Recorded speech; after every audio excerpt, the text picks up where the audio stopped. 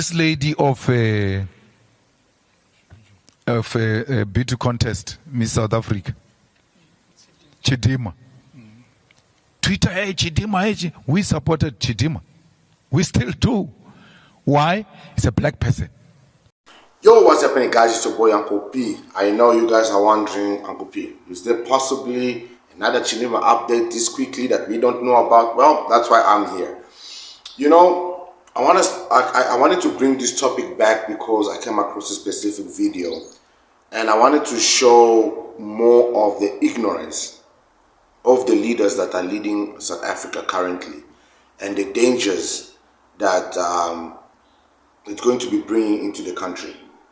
Now, I have a video that I'm working on that I told you guys about, which I was supposed to post first, but it's extremely important that I start here so that next video will make a lot of sense. I want to play the rest of this video so we understand the concept in which I'm coming, the direction in which I'm coming from. You don't say support black people and a black person gets attacked in a manner they did, and you keep quiet and then come and preach black unity. So according to Julius Malema, South Africa doesn't preach black unity. So I don't know what he's talking about. I've never heard South Africa talk about United Africa, United Africa. That's what all the other African countries are talking about. So how does he then come and tell South Africans, you talk about black unity and then you do this to your fellow black person? South Africa doesn't talk about black unity because South Africa has unity within themselves with other races too. White people, Indian people, colored people, you name it. Every race is in South Africa. And South Africa is very much, that's why South Africa is known as the Rainbow Nation. That's why the flag is the way it is. South Africa was known for Ubuntu and is still known for Ubuntu. The black unity that Julius Malema talks about and every other Africans that talk about is the one that promotes exactly what he's promoting here. Look at what he says about identity fraud. Your mother stole identity. Go fix it. As if it's just that simple. Where a black person is attacked, you must first defend and ask after what happened. But the mother defrauded the papers already. Way now your mother man, go and fix that thing. You don't.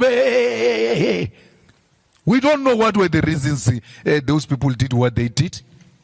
We've never dared to ask, but we equally don't know for such a long time why are we here. Did what they did.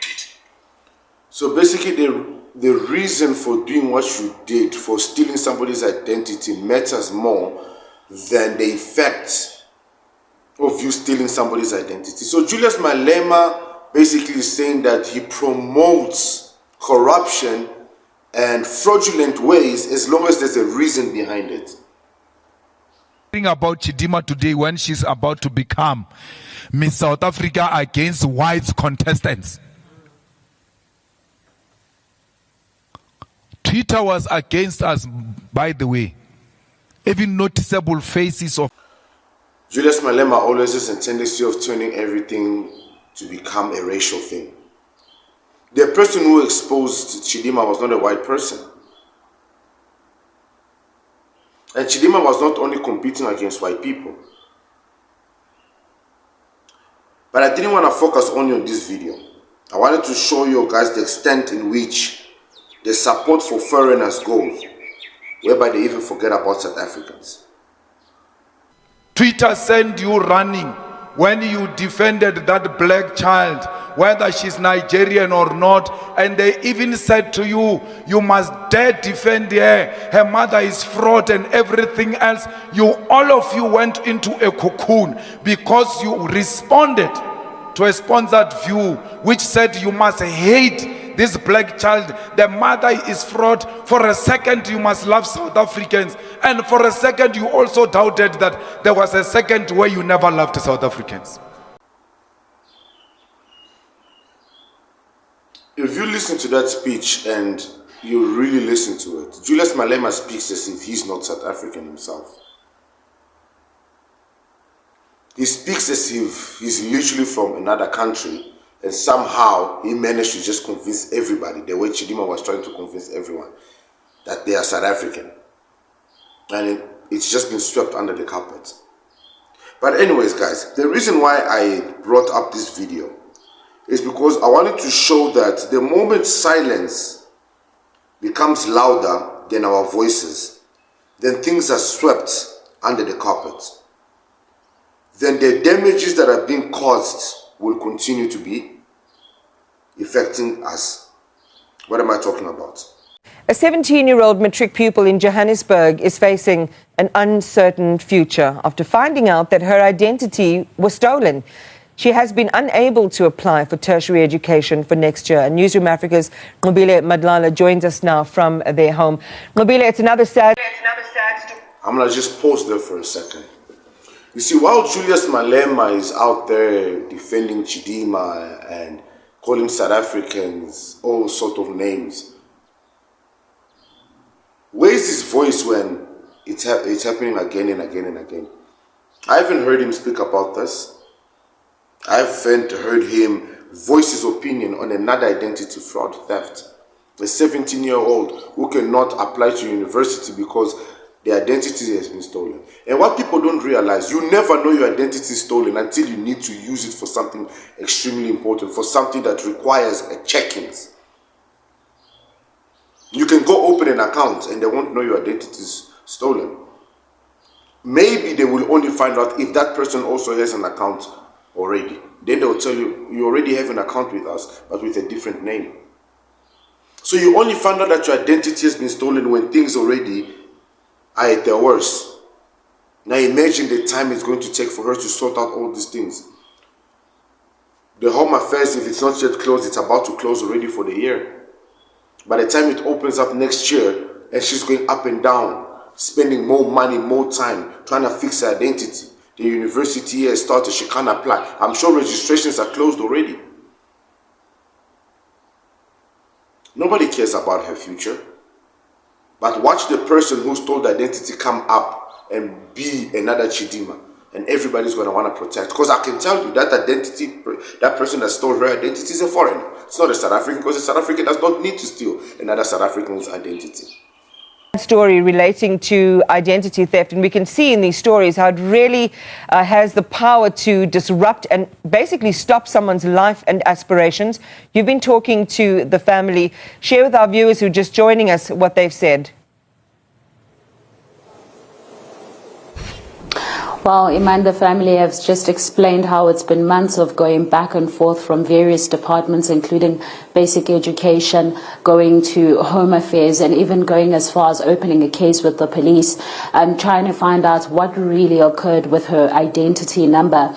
We understand that already it appears in the system as somebody who has already passed her matric, who wrote in 2023, and she therefore cannot register for 2025, having also written in 2024 her matric.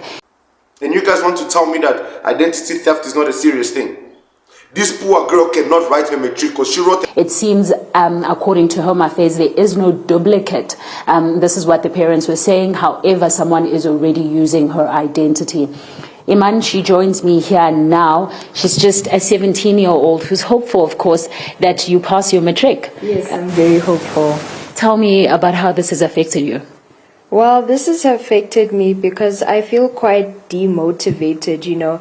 Everyone wants to matriculate and move to the next stage.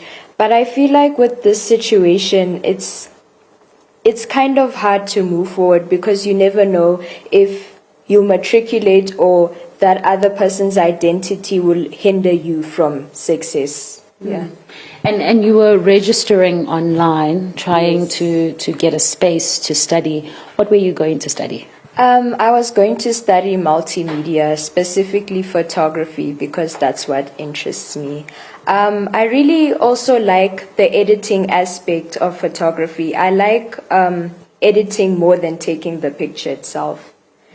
And what happened then when you went online? So we started applying for university 2024, April, I believe. It was just after I received like my first report for term 1, grade 12. So when we were applying, we started to put my results in my ID. So I applied using my grade 11 marks. So when we put the information into the system, it pre-populated someone else's results from 2023. And we were surprised because we were like, these aren't my results, but it was someone else's. So with those persons' results being there, we couldn't go further with the application process because the system was telling us you already matriculated in 2023. And obviously this has been a very daunting time for you. Have you been able to speak to someone, your friends, anyone? I have spoken to one close friend, but I've mostly kept it hush-hush. It's not something like you speak openly about. My parents know, and my close relatives, that's about it. Yeah. Why do you feel that it has to be hush-hush? I just feel like it's not something I feel necessarily proud of sharing, you know. The society we live in, succeeding is such a big thing, and I feel like failure isn't something it's recognized, but it's not something that people applaud, like, yes, failure. It's always success. Guys, as you can see, she's trying to talk, but she's young, so her words are stumbling. She's a young girl. She's basically trying to say she's scared. She's scared because people are going to laugh at her.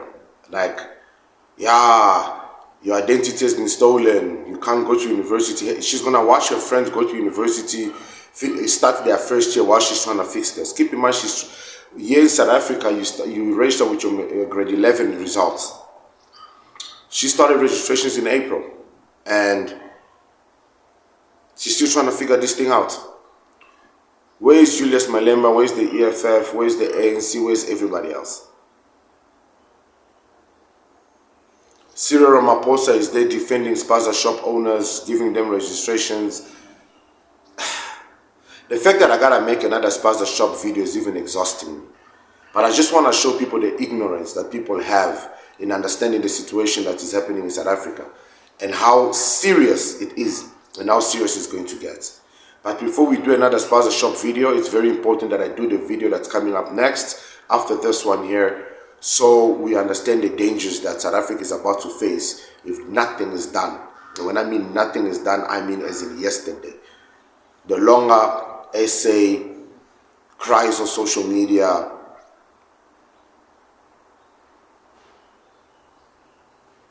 guys, I've seen our countries, man. Angola, Congo, Zimbabwe, Mozambique, Nigeria, Ghana.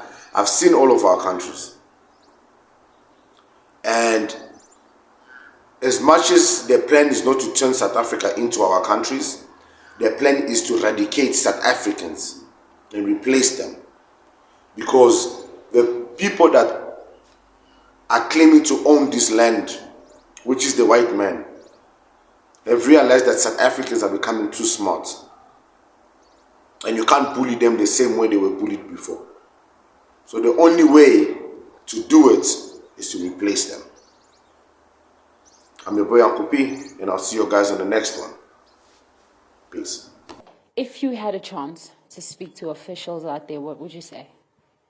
I would say that, how do I put this? I feel like we need to be more inclined to like check our systems. Like, I don't understand how taking someone else's identity has become so normalized. Like, someone else cannot continue with their future because someone else has stolen their identity. I'd also encourage people to have more sympathy towards these type of situations, because everyone always sees stuff like this. My story, it's always just a story, you know. It's always like, this would never happen to me, until it actually happens to you and it hits you, and it's like, oh, my life has become a story essentially. And everyone always looks at stuff like this like it could never be me, but it could actually be you. And I would encourage people to have more sympathy towards situations like this. Yeah.